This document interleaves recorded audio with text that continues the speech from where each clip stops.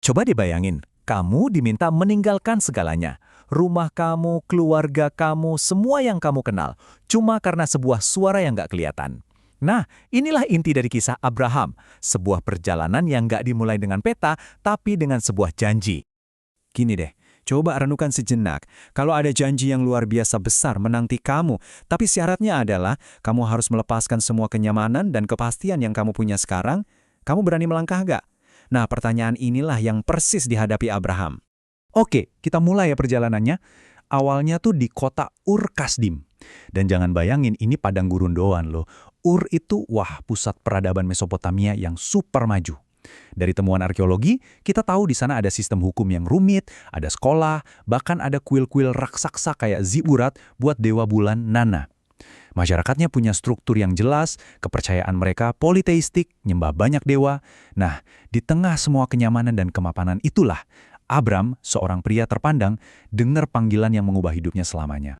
Perintahnya itu kelihatannya simpel, tapi beratnya luar biasa. Tinggalin tanahmu, pergi ke negeri yang bakal aku tunjukin. Coba bayangin ketidakpastiannya. Nggak ada Google Maps, nggak ada alamat tujuan yang jelas, cuma modal percaya 100% sama suara itu. Ini benar-benar langkah iman yang total. Terus apa dong yang bikin perjalanan segila ini sepadan? Jawabannya ada di janji yang diberikan ke Abraham. Tapi, janji ini langsung berhadapan sama realita yang bikin semuanya kelihatan mustahil. Dan janjinya itu bukan main-main. Keturunanmu bakal sebanyak bintang di langit. Bukan cuma satu anak, bukan cuma satu suku, tapi sebuah bangsa yang jumlahnya nggak kehitung. Coba bayangin, di tengah gelapnya gurun, Abraham disuruh lihat ke atas, ke bintang-bintang, dan di sanalah masa depannya digambarkan. Nah, disinilah konfliknya makin terasa. Di satu sisi ada janji dari Tuhan, di sisi lain ada realita hidup mereka. Di zaman Mesopotamia kuno itu, garis keturunan itu segalanya loh. Itu nentuin warisan, status sosial, bahkan jaminan di hari tua. Nggak punya anak, apalagi anak laki-laki, itu bukan cuma sedih, tapi aib besar. Nama keluarga bisa punah. Jadi, janji soal bangsa yang besar, kedengeran kayak ironi yang kejam banget buat kakek nenek yang nggak bisa punya anak. Dan kita harus ingat, ini bukan pasangan umur 40-an ya. Abraham itu umurnya udah hampir 100 tahun. Sarah 90. Secara biologis, medis, pakai logika apapun, pintu harapan itu udah ketutup rapat. Bener-bener mustahil dari kacamata manusia. Tapi justru disitulah letak ajaibannya. Kisah ini nunjukin gimana yang mustahil jadi mungkin. Setelah puluhan tahun nunggu, ragu, berdoa, akhirnya titik baliknya datang. Keputusasaan berubah jadi sukacita yang sama sekali nggak disangka-sangka. Ini poin pentingnya. Keajaiban itu nggak datang pas mereka masih muda dan penuh harapan. Justru datangnya pas mereka udah nggak bisa ngapa-ngapain lagi, pas semua harapan manusia udah lenyap. Ini seolah-olah nunjukin kalau semua ini murni karya Tuhan, bukan usaha manusia. Dan Ishak pun lahir. Namanya itu artinya dia tertawa. Ini jadi pengingat tawa Sarah yang dulu nggak percaya pas denger janji itu, sekarang berubah jadi tawa bahagia. Anak perjanjian itu akhirnya nyata, ada di pelukan mereka. Oke, dari puncak kebahagiaan tadi, suasana ceritanya langsung berubah drastis. Kita masuk ke bagian paling kelam, ujian paling berat yang bakal ngetes iman Abram sampai ke titik paling akhir. Coba bayangin, kamu dengar perintah ini. Korbankan dia, anakmu satu-satunya. Anak yang kamu tunggu seumur hidup, bukti nyata janji Tuhan, sekarang malah diminta buat dikorbankan.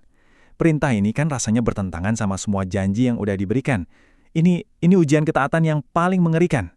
Perjalanan 3 hari ke Gunung Moria itu, setiap langkahnya pasti terasa kayak selamanya. Kita bisa ngerasain beratnya setiap tindakan Abraham. Dia bangun mezbah, dia susun kayu.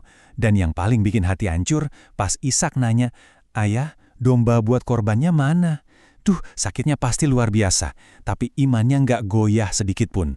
Dan inilah puncaknya. Pisau itu diangkat. Di detik itu Abraham kayaknya udah nyerahin segalanya. Hal yang paling berharga buat dia, masa depannya, mimpinya, janji itu sendiri. Dia ngebuktiin kalau cintanya ke sang pemberi janji itu lebih besar daripada cintanya ke janji itu sendiri. Sekarang kita lihat gimana akhir dari kisah yang luar biasa ini.